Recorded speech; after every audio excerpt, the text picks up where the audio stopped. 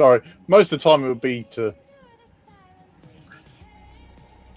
Greetings, YouTube. This is Brandon Hill here with Terrence Pegasus, and together we are the creators of Wildspace Saga, the epic sci-fi action-adventure series you didn't know you needed.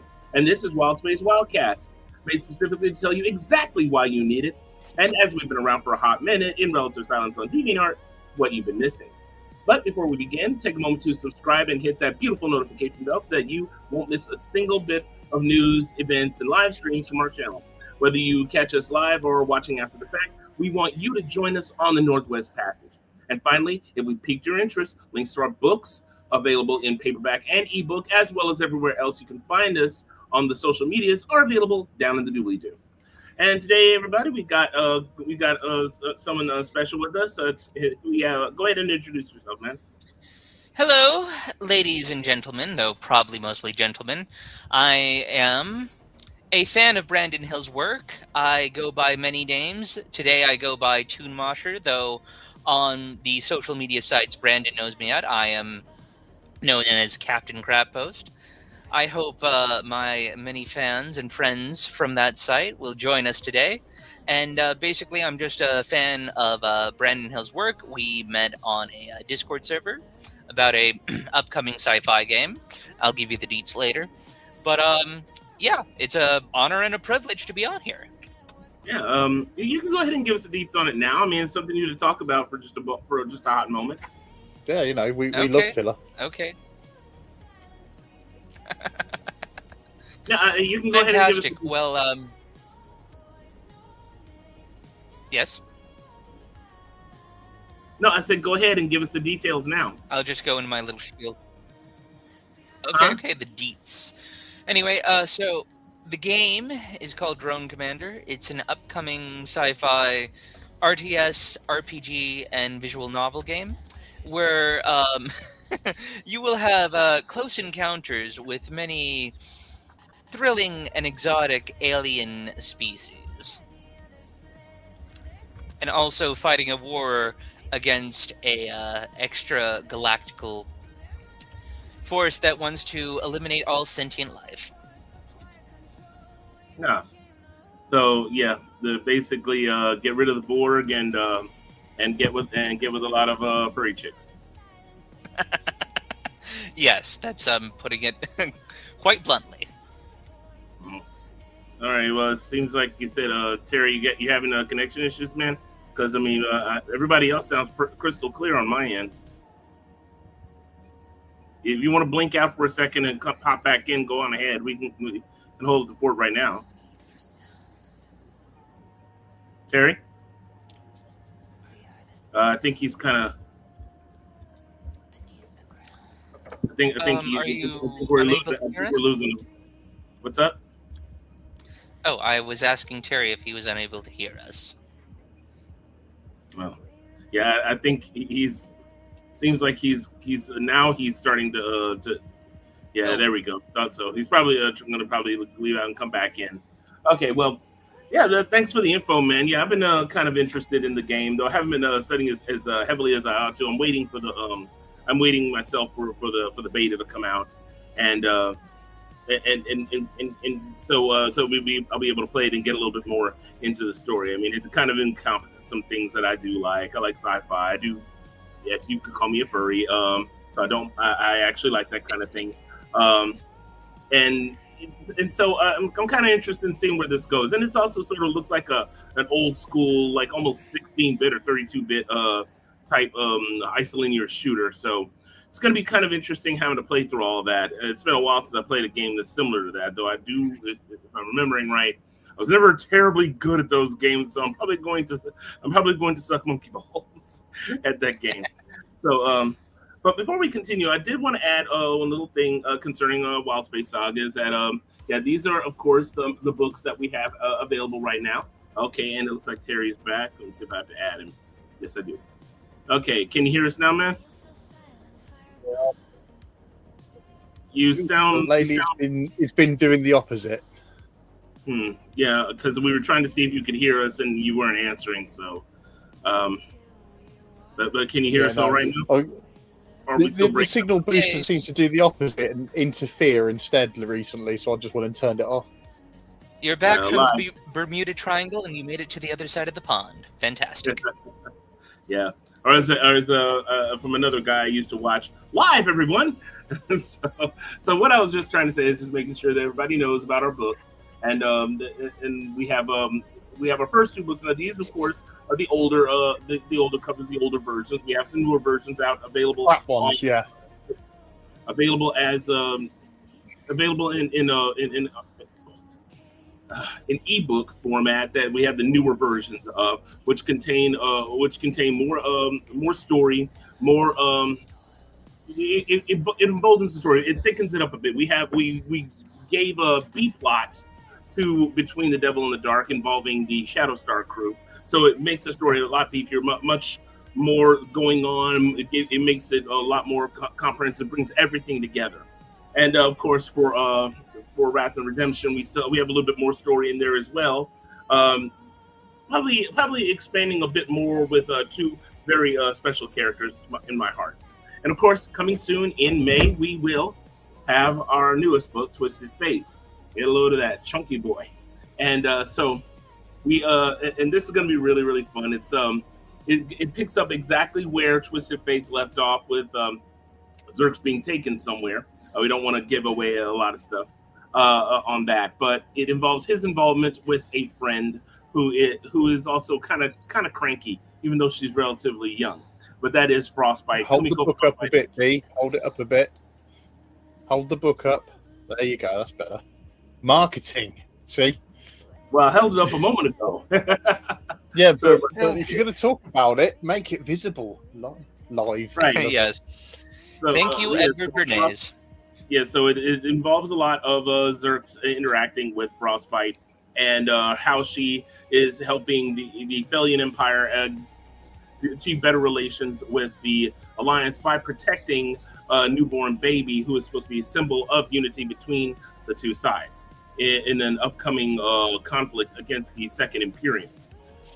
But that's not a lot of backstory to it, basically involving how, well, the Felians kind of lost faith in humanity a little bit after the Imperium Wars, which nearly destroyed all the human controlled worlds, where Felians like to kind of stay in their nice little niche in that side of the galaxy.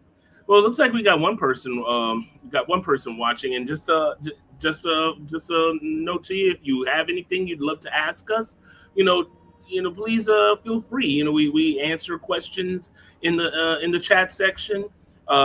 Because it actually helps us to talk a bit more about our stories, about what we love to do. Even things about our past that we wouldn't mind talking about. But if you have anything on your mind, please let us know. So let me see. So I was trying to say to the guys a moment before we started the streams that I've been to. We got a convention locally where I live. It's called Sci-fi. And so I've been going. I started going there yesterday. It's over this weekend. I finally got a chance to get some time off. God bless my supervisors at work. But long story. So yeah, it's been a really fun time. I actually found an artist that's going to be that I want to go ahead and commission to do a picture of Artemis and Nemesis. They're two particular characters in our Wild Space Saga. In our Wild Space Saga universe. So give me a second, I can bring up a picture of both of them just to share with all of you. That would be a good idea. Yeah, give me just a moment. Okay, I already have that picture up. Give me a second. I'm going to bring it full screen and come on. Go ahead and come on. Okay, why is it acting up? All right.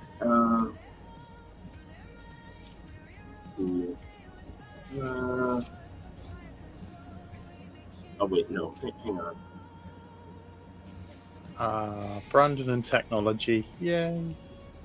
Yeah, give me a second. Okay, share screen. I have it up. I'm just trying to find out where it is. No, that's not it. I mean, it is, and yet it's Well, wait. whilst Brandon's faffing around with technology, I hope you've been enjoying my little Waito Kira event this week. Oh, yeah. Okay, I finally got it. Why is it not sharing? Oh, hang on. Oh, that's why. All right. Then that is a picture of them. The one with pink hair is Artemis. The one with blue hair is Nemesis. Now, Terry, they're your characters from your very fertile imagination. So I will give you the good platform. You can go ahead and describe them. If you want me to tell, yeah, that would probably be a good one. So these two are both clones of an Imperial agent who has absolutely zero psychic presence. That's the point. Is if you know, like Sister of Silence in 40k, where they've got no presence in the warp, so psychers can't touch them. It's the similar thing for these two. Everything has some sort of psychic presence. So the tertiaries, the psychic, those who have psychic abilities can usually, pick up on people's thoughts, people's presence. People know they're there.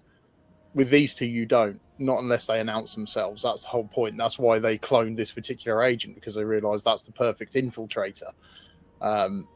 Artemis came first, was a prototype. They've got like nanite systems in them that help them heal almost instantly, interact with technology, help them just generally be unnaturally well balanced, can judge distances accurately, so they're ridiculously agile. Artemis, to say, came first and was ultimately replaced by Nemesis, who is much more advanced. So they kind of shipped Artemis off to a prison planet, and she escaped to the Alliance, where she hangs out with the Shadow Star crew, and Nemesis is still in the employ of the Imperium. So they very much opposites of each other. Yeah, the Artemis does not like Nemesis all that much.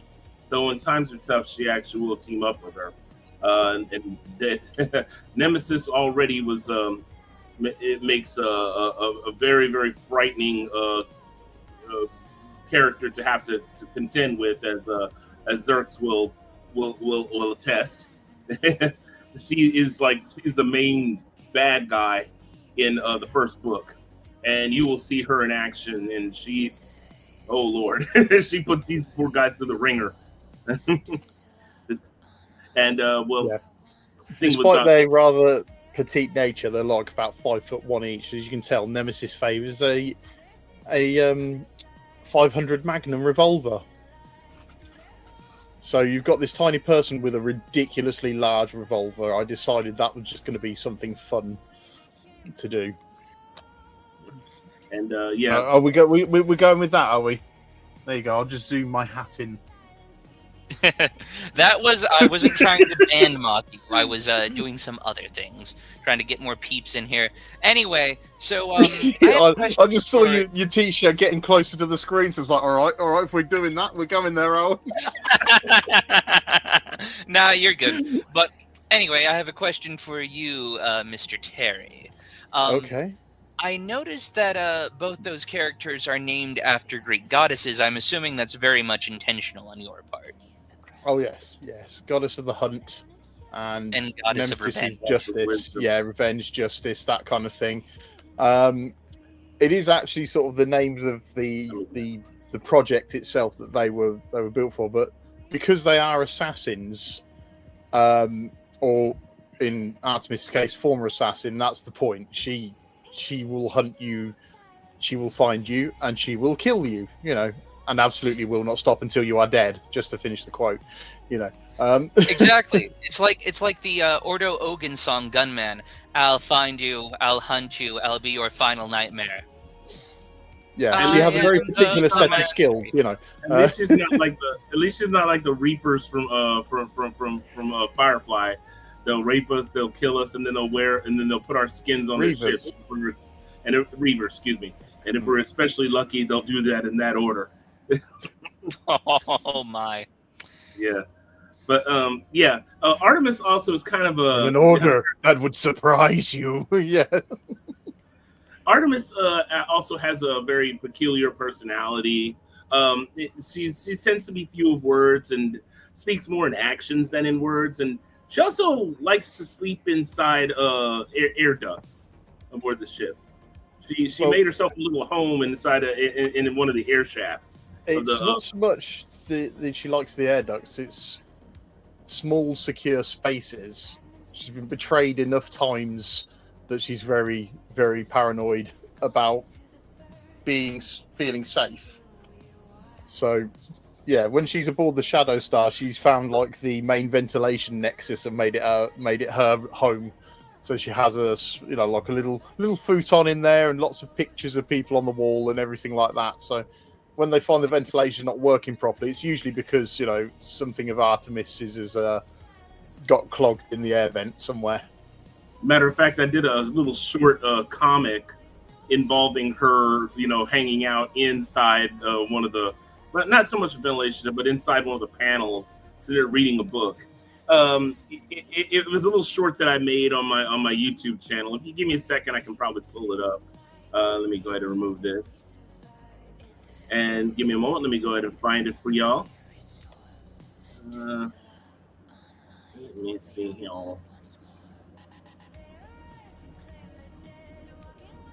Okay. Turn this off. This.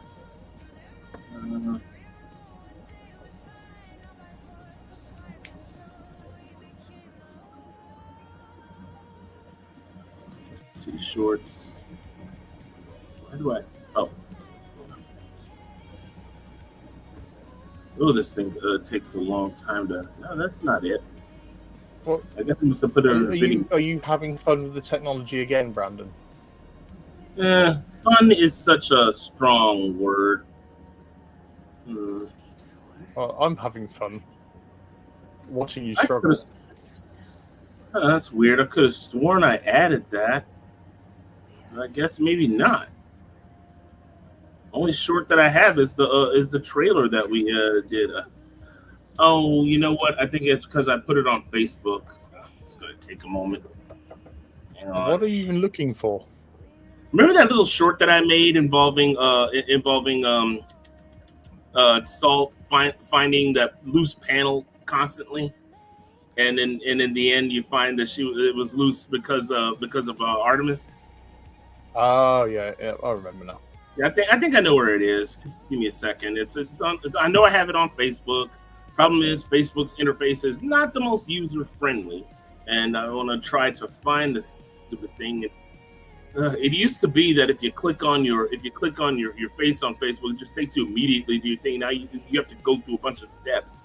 They keep updating Facebook constantly, but it's never for the better. All right, let me see here. I think. Oh, come on, where is it? Is this it? Give me a second. I don't know. Is it? Yep, yeah, found it. All right. Let me see if I can. Let me go ahead and see if I can share this. Oops. Not that. Okay. All right. Let me close this. Stop screen. Come on, stop screen.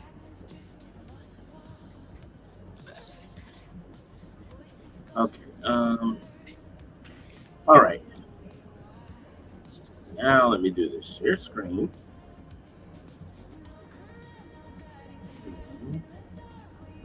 Believe it's this one. Yeah. All right. I think we finally got it working.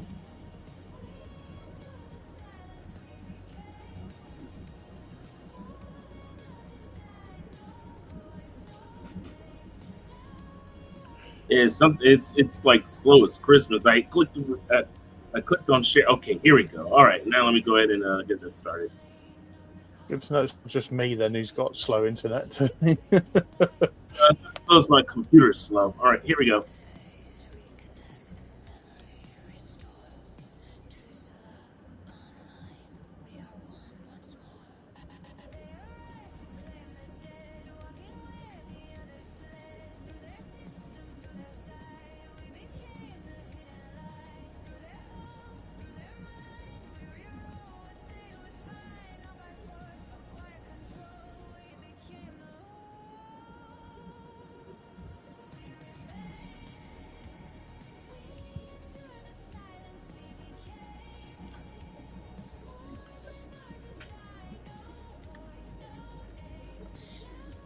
sort of get a dance on while Brandon's taking his time, you know. It's not playing.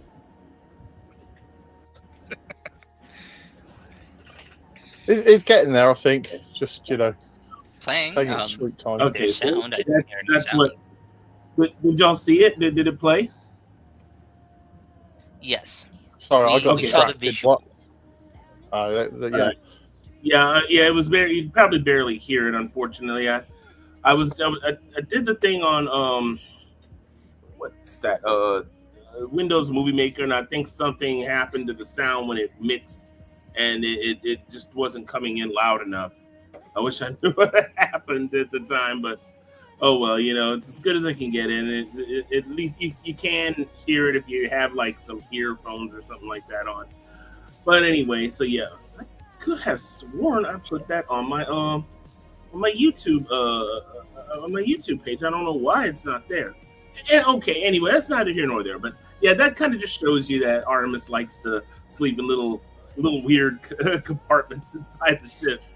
I did have some renders of it, but I can't find them for some reason. So which irritates the me. vibe I'm getting is that Artemis is the quiet kid at the back of the class. Definitely. Oh, not just the quiet kid. It's the quiet kid that you don't mess with. Yeah, that's the idea. That's the whole deal. That's sort of like a meme nowadays. The quiet kid. Yeah. Yes. Yeah, they had this one thing with this dude like messing with one kid, and it's like you better what was it? Before you better drop before you get folded. And the quiet kid pops him, and it goes flying, and these people are singing, "Ooh, that brother's floating in the air. How can his hands do this? Ooh, someone get him out the air." Well, Yeah. She's not as bad as she used to be, because obviously when she first arrived, someone would do that, she'd slit their throat immediately. Oh my. Also, she's not good at peopling. Not very good at people. We did a little short comic on DeviantArt recently that shows that I want to make it into an animated thing like the one that you just saw, hopefully with better sound this time. But it involves like her talking to Tessa. Tessa is sort of a tertiary who gloms onto the crew of the Reckless and kind of adopts Zerx and Neela as her mommy and daddy.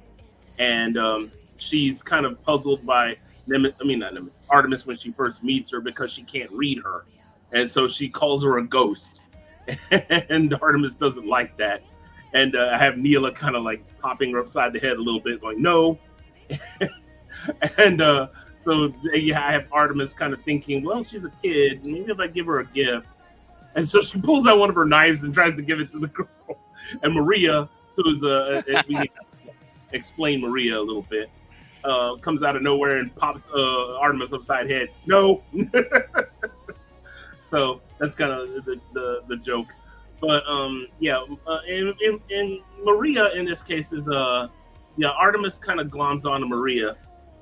Maria being a huge ground tank who was a defector from the Imperial Army and joined the Shadowstar crew. And she and Artemis get into a relationship. Tanks are all Jakartans. Jakarta's Pride is a planet. For those of you who hadn't been in our hadn't joined us for our prior live streams, Jakarta's Pride is a planet that was once ruled by a hyper-patriarchy type government. And during the Imperium Wars, a lot of biological and chemical weapons were used on that planet, and it ended up wiping out all male humans, leaving only the females behind, who were in their society were basically created for various subservient roles using genetic engineering already. So Jakarta's Pride, their genetic engineering skills are without parallel. And so later on, they found out ways to reproduce that did not require men. As a matter of fact, their genome was mutated to where they can't reproduce with normal human males. They can, however, reproduce with Felian hybrids and Felians. But I that's don't know if you can see it. You might have to approve it, Brandon. But that's it. That's Maria standing with Pip. wait a minute. You're looking at a picture? I'm sharing a picture. Yes. Oh, my bad. Sorry. Hang on. Let me add that. No, I know you're the host, so I figured you might have to approve it. That's all. You see, Oh, Maria's like 7 foot tall, and obviously Pip is oh wow. just under 5 feet. So, that's the difference between a tech tank and a ground tank. Yeah, tech tanks live their lives in these tiny little pods, and ground tanks basically are the ones that soldiers in the Alliance have nightmares about. So, I have a question. So tech tanks live in pods. Normally, Yeah. Do they also eat bugs?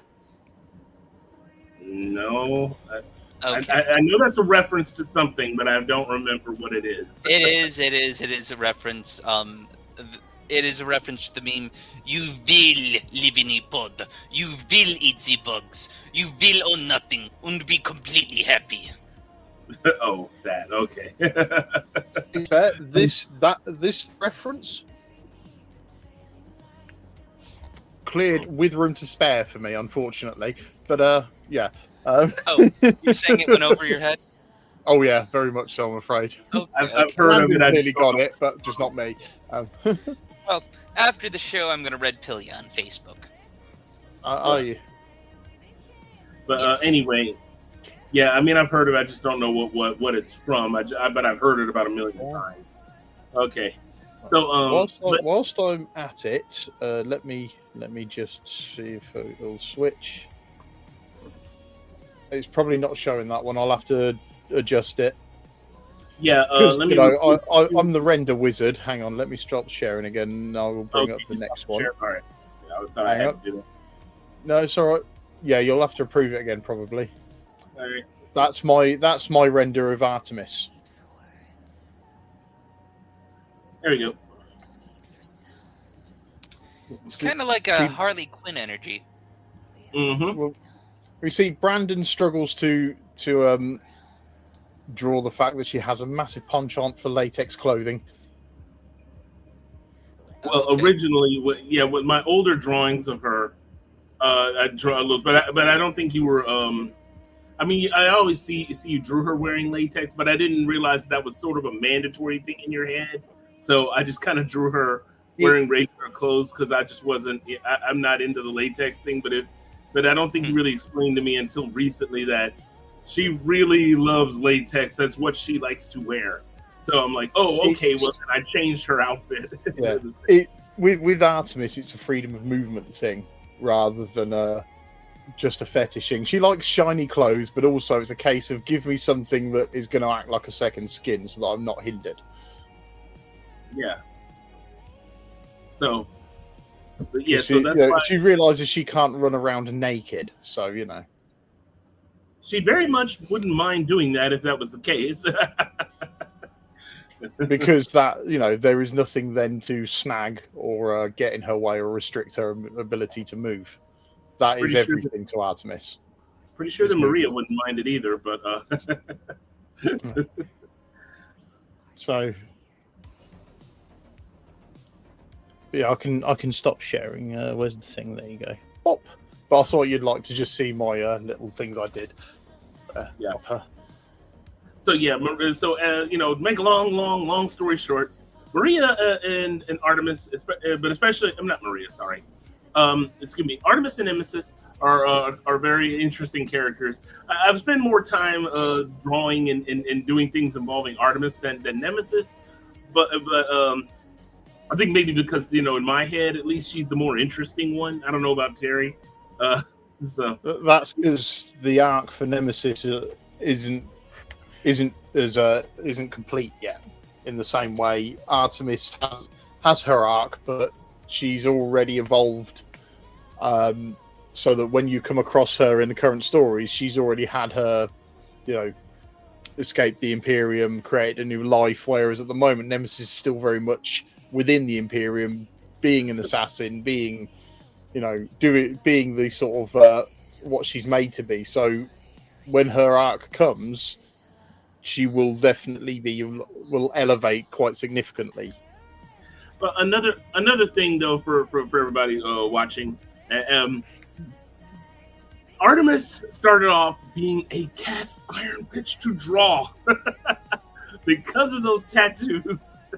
I wish we could show you the full body picture of her, but she is covered with an array of different kinds of tattoos that involve her. Unfortunately, that one's not YouTube safe, but yeah.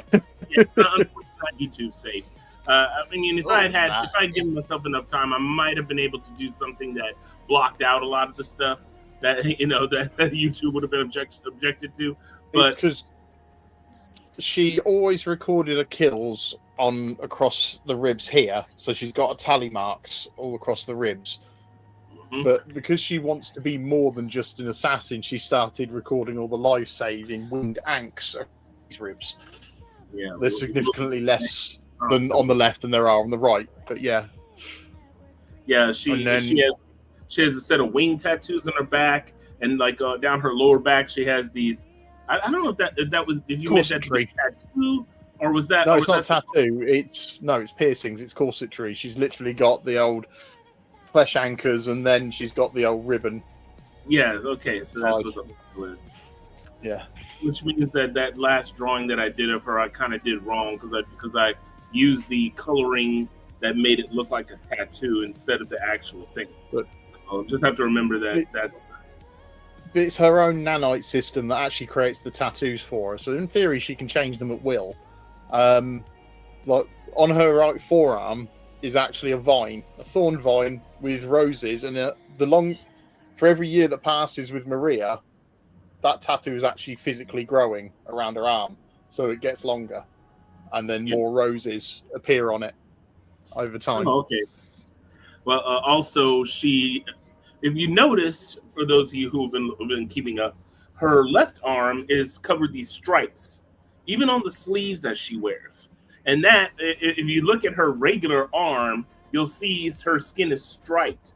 And there's a reason for this. We had a story that Terry wrote called Angel of Death, which kind of is supposed to be their like origin. Yeah, how she makes her first appearance into the Wild Space Saga world. She got, in a conflict, she got her arm taken off. And so she went and regrew it because she has nanites that allow her to do that, but they need a source of organic matter.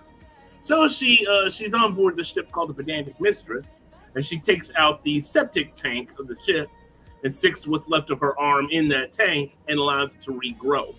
And so when she pulls it out, it's normal skin, even though she's been sticking it in biological waste, but it's striped. And so she now wears clothes that have stripes on that arm to mimic the stripes on her skin. All right. Question from me. How can she do that without getting sepsis? She has nanites. Nanite system. The bad stuff. Okay. Nanites, son, you can't hurt me. Fair enough? Yeah. They restructure. Yeah, it's sort of their blessing and their curse, her and Nemesis, because these things basically keep them alive and keep them in peak physical fitness because they've got a body map from when they were first implanted. The only thing is that Artemis's nanites work too well. They overproduce. She's constantly hacking and spitting up black stuff. That's the reason why you see those marks on her eyes. Hello, Captain Roots. Yeah, because it's just running from her eyes. Ah, hey, my Captain. bro, how's it go?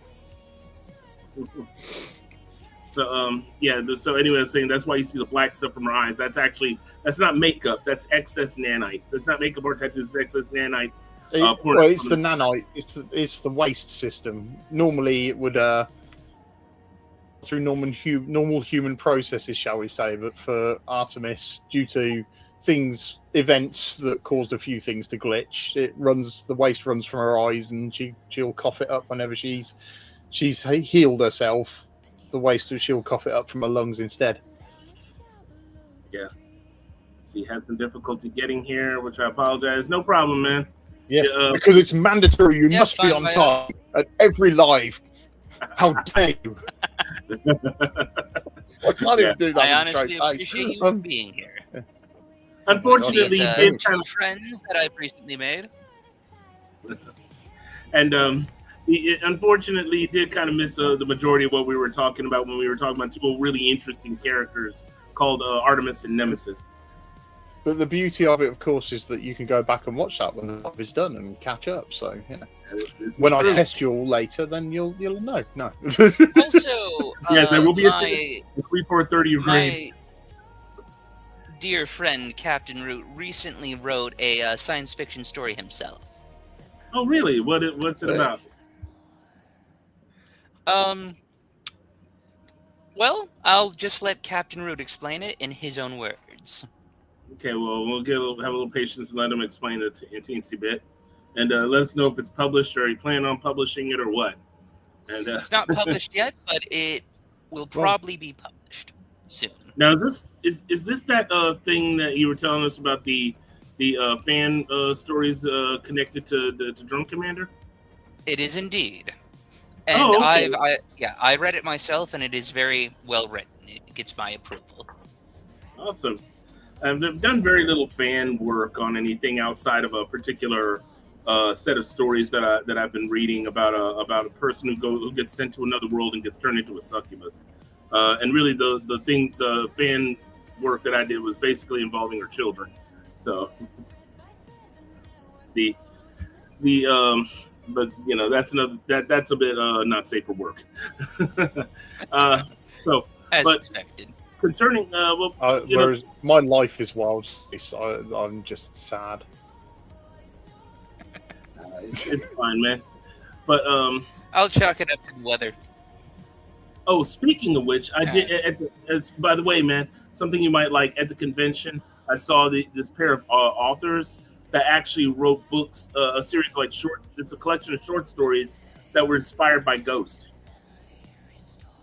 Oh, cool. Yeah.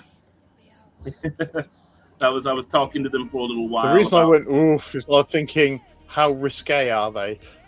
Knowing what the Papa is known to be like, I can imagine some people's stories may go a little out there. Judging from the cover of the books, they look like they might be like gothic or gothic horror or something like that. So.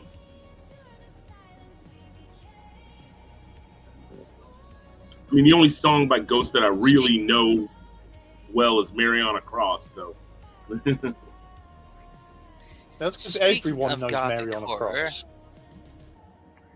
I'm assuming both of you gentlemen have read Frankenstein or the Modern Prometheus by Mary Shelley. I haven't read it, but I know about it. Okay. By the way, Captain Root got back to us. Yeah, it's titled Proof. The story is about one of the 400 humans abducted by the Sakari Vanguard fleet. The Sakari are the cat girls for Drone Commander, for those of you who don't know. Let me see. The Sakari Vanguard fleet falls in love with the Sakari woman who is part of the security staff on Freaksville? Okay. Wow. Yeah, that's like their flagship. The Freaksville. Okay. All right, but yeah, that does sound very interesting. Especially based on the stuff you told me about the Sakari and how their bodies work and how their society works and whatnot. Definitely would. I unfortunately, because at work, I can't really read anything on my on anything electronic, but I can read actual books. So I'd have to get that in a book or get the story printed out and then read it. If you want to send it my way, I'll try to see if I can go ahead and get it printed and take it with me to work and read it while I'm over there. Let me see. In order to regain her trust and prove beyond a doubt that he is not married, the man must somehow obtain proof that he is single. Wait. So this Sakari girl doesn't. Did he just show off his collection? Wait, what'd you say, Terry? In order to prove that he's single, did he just show off his Warhammer collection? Top pick, mate. That's like that person who was interviewing this dude about his sex life, and this dude was like the nerdiest looking kid you'd ever seen. He just looked at the interviewer and says, "Do I look like I have sex?"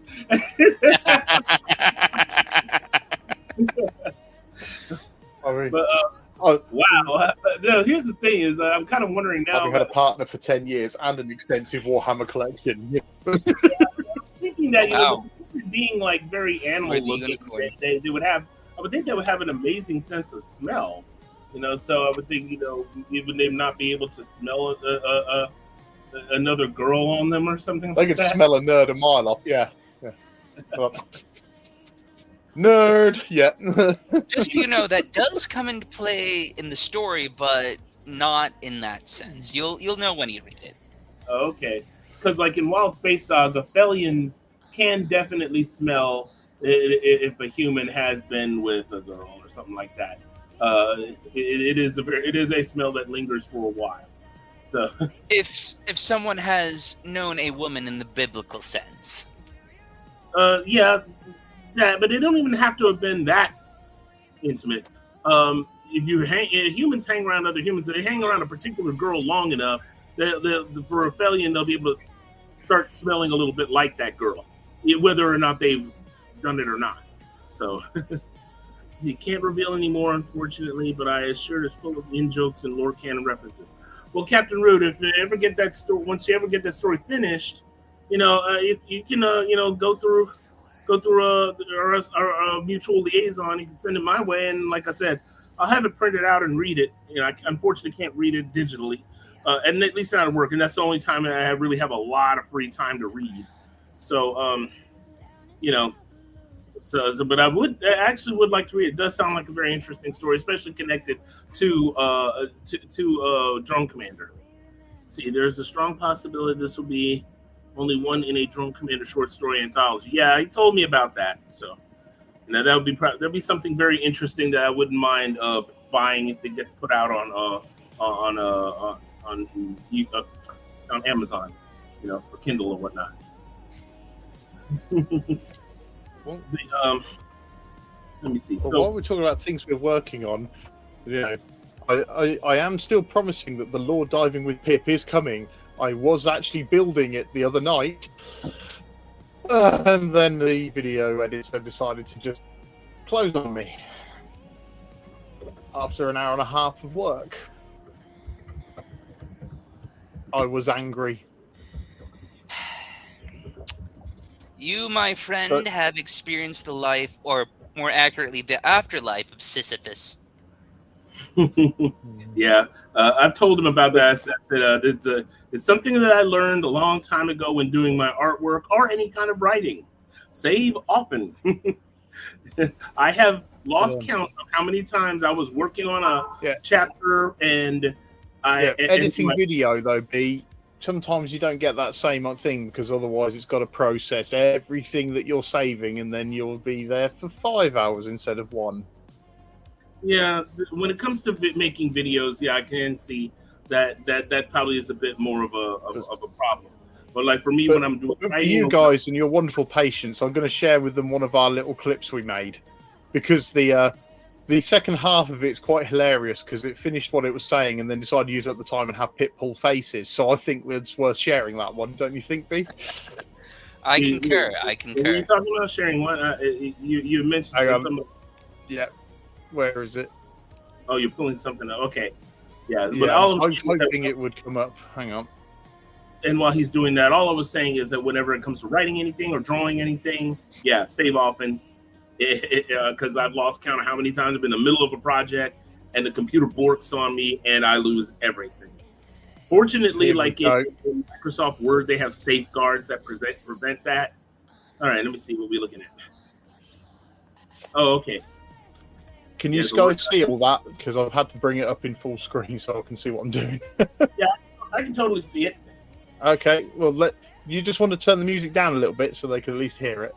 And let me go ahead and I'll go ahead and turn it off for now. Yeah. Okay.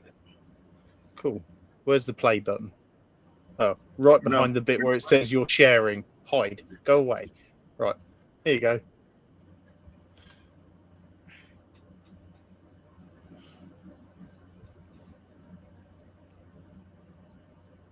So yeah, she decided to fill out the time there by pulling faces.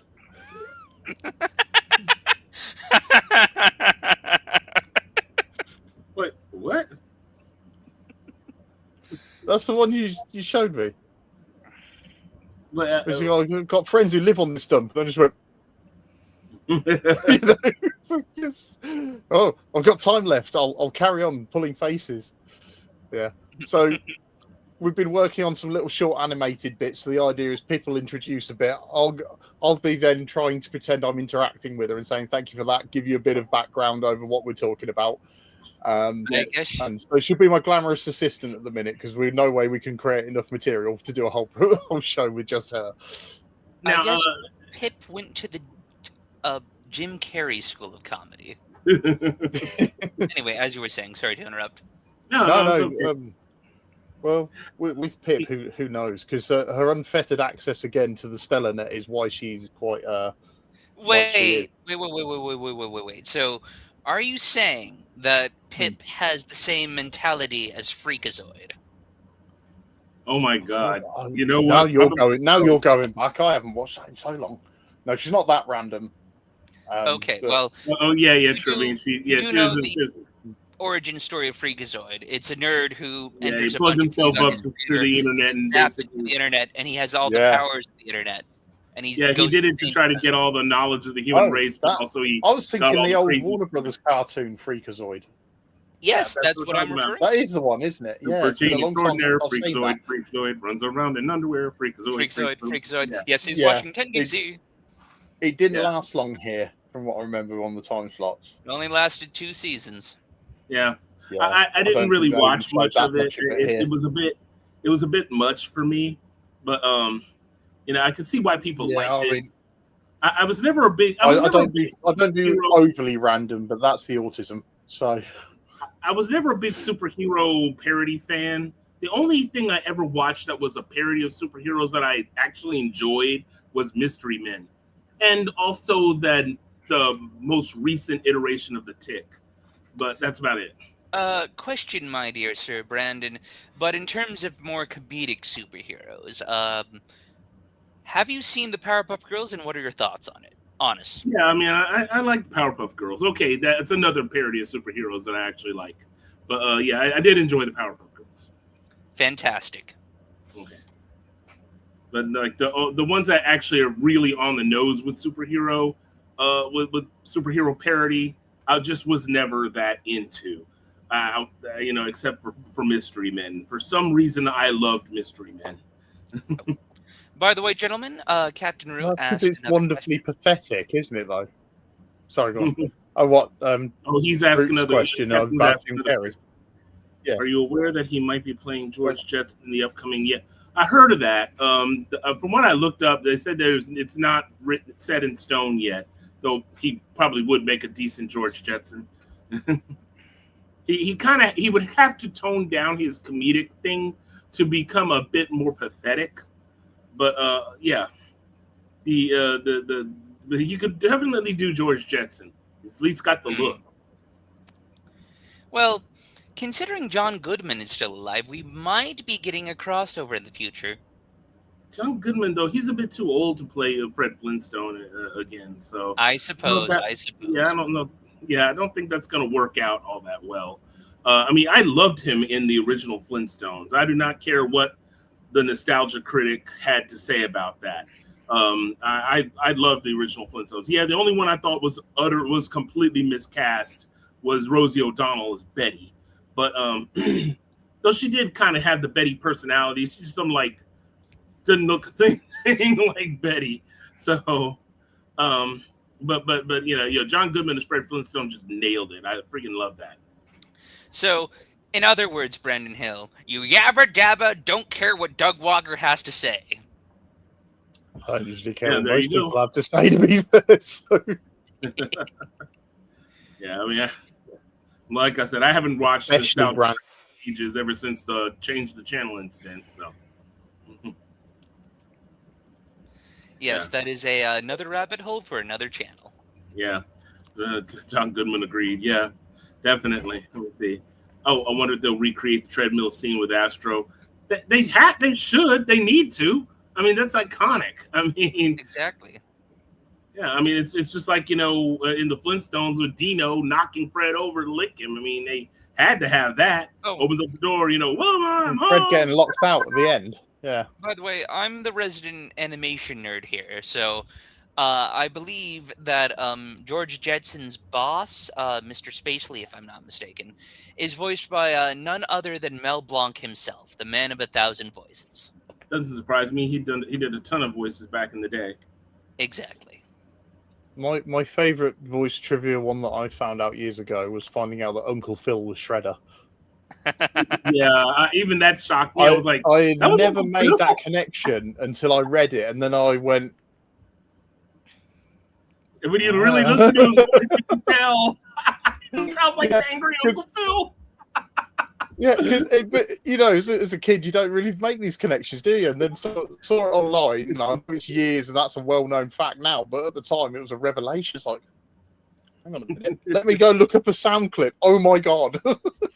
It's kind of like when you see Frank Welker's what you call it, CV when it comes to his voice acting, and you're just like, yeah. He's even done animal voices. I mean, this dude is just that talented. Exactly. I have profound respect for that man.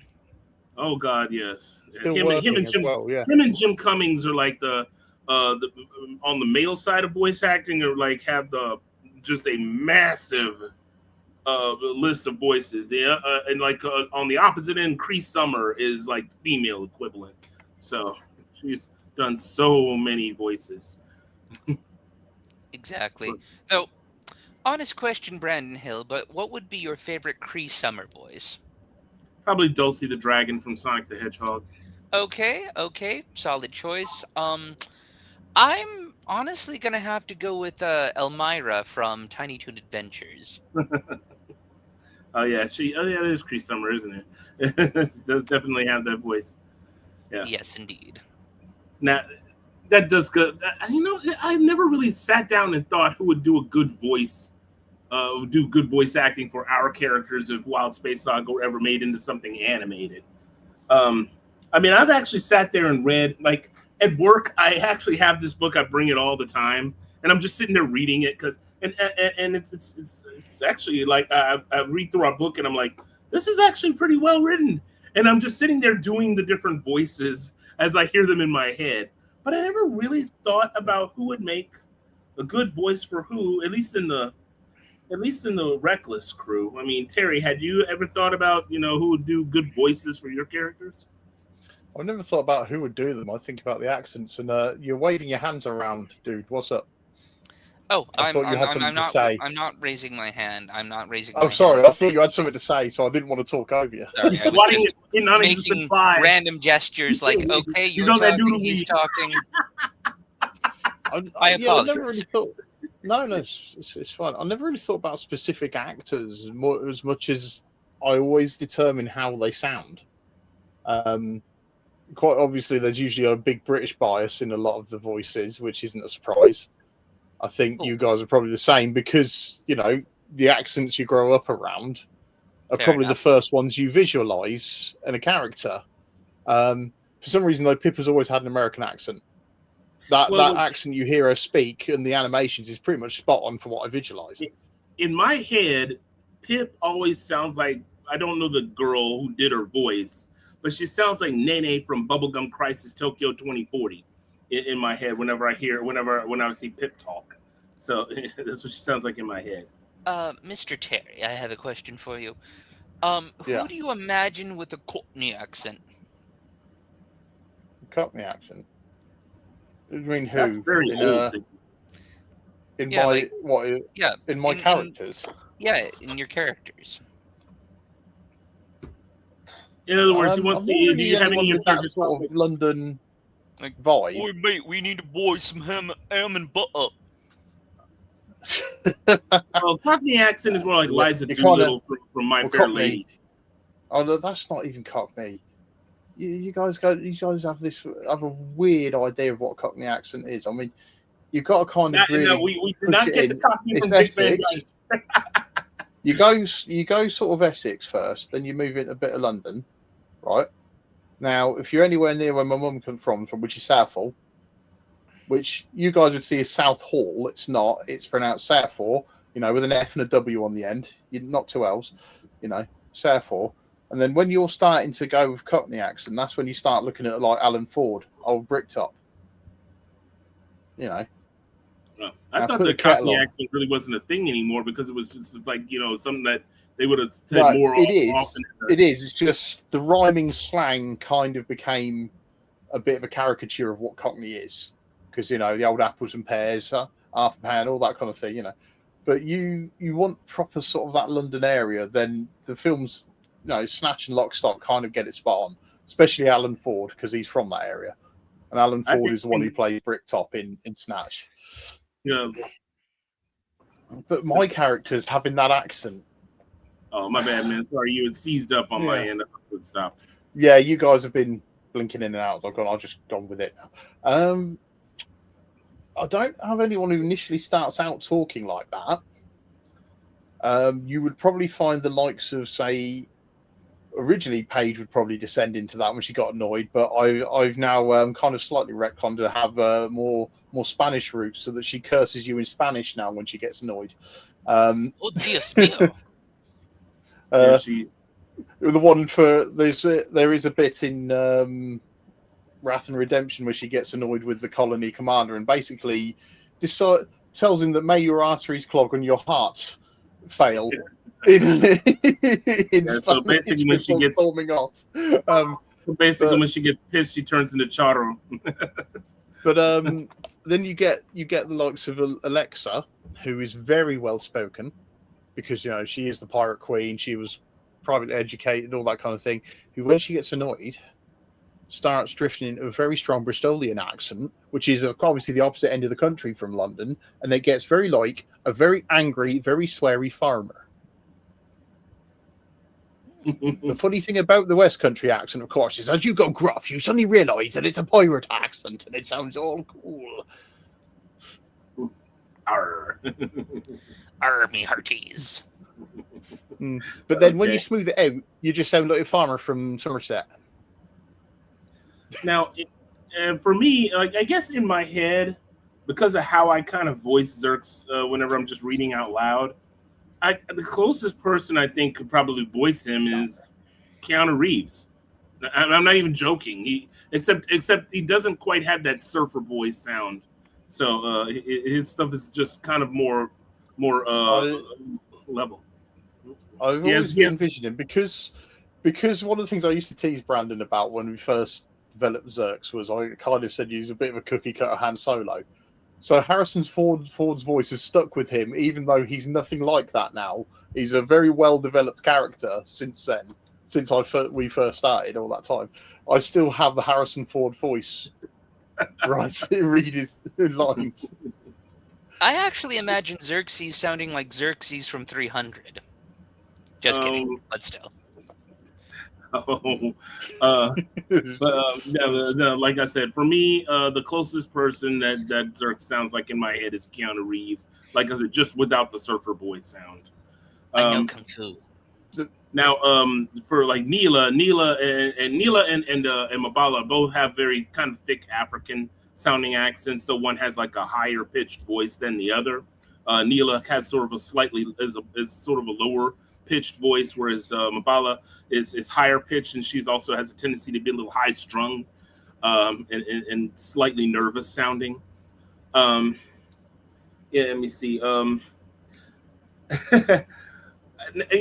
Even though they don't sound like Aussies, every time I think about Salt and Pepper, I just think about that Australian father-son duo from Pacific Rim, constantly that back and forth, fussing at each other. Well, do you want to die in here, or do you want to do something really stupid? Yeah.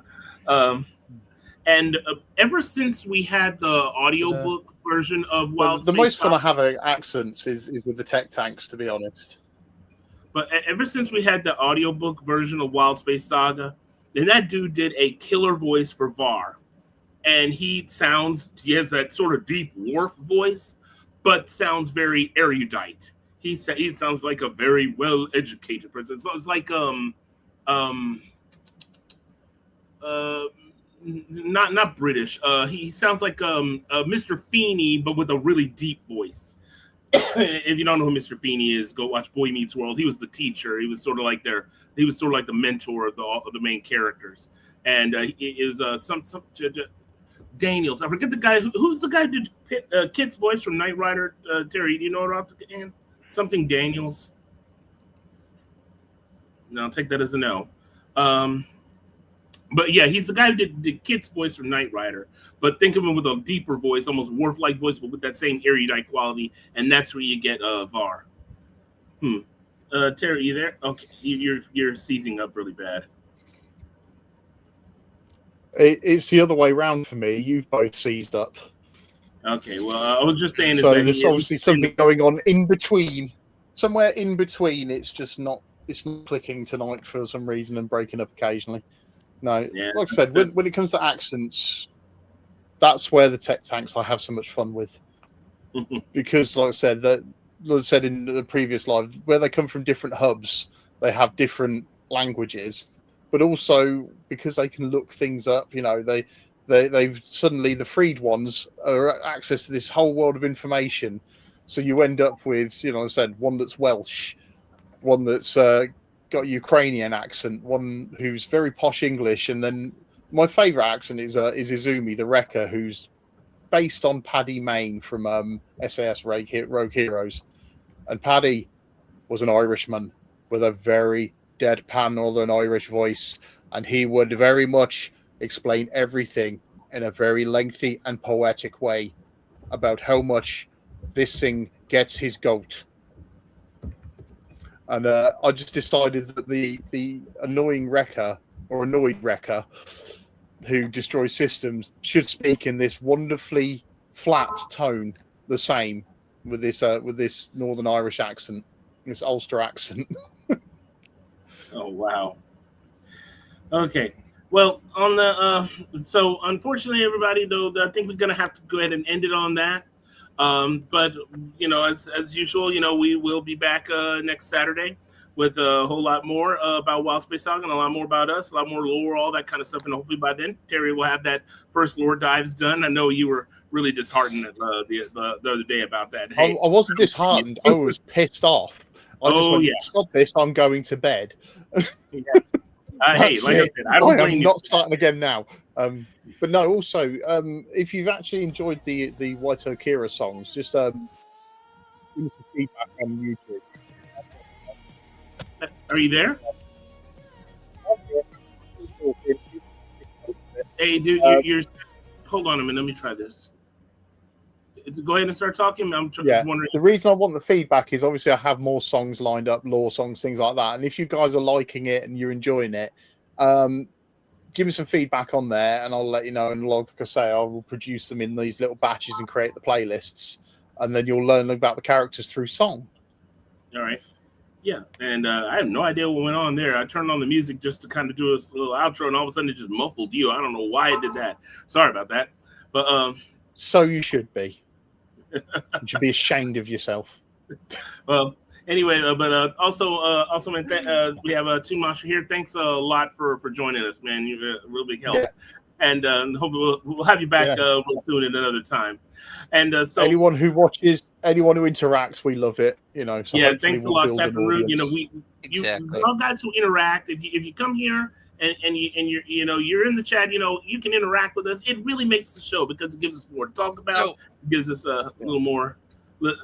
Gives a little more body to the show. Thanks a lot, especially you, Captain. You have to wait for him to run out of steam and stop talking, and then eventually you get a word in. By the way, before we close off, I have a question for you, Brandon Hill. Yes. You usually close out by saying something along the lines of find the Northwest Passage or something like that. What is that related to? Okay, well, Terry, you have to explain that a little bit. So there is an old folk song. Yes, I know this. Oh, yeah. For just one time, I would take the Northwest Passage. Yeah, that particular song inspired me to. The whole idea is where they are in the galaxy. The reason they can't necessarily find the way back to Earth is not only because they can't find it, because the route through hyperspace is really unstable. The only reason they can even travel in across the colonies in the area they're in is they found this one stable region that they can traverse that somebody nicknamed the Northwest Passage after that same idea, because they've still got historical records. So as a result, it got nicknamed the Northwest Passage. So as it is. Yeah. Also find the hand of Franklin reaching for the Burford Sea, or would it be a nebula? I'm just thinking of the astronomical one. At this point, in this case, no. What it was is because 2 colonies initially made contact and then a third managed to make contact with them, you then obviously got your 3 points that you can then build from. And then as more colonies they managed to make contact with more, they found the route and navigated. Yeah.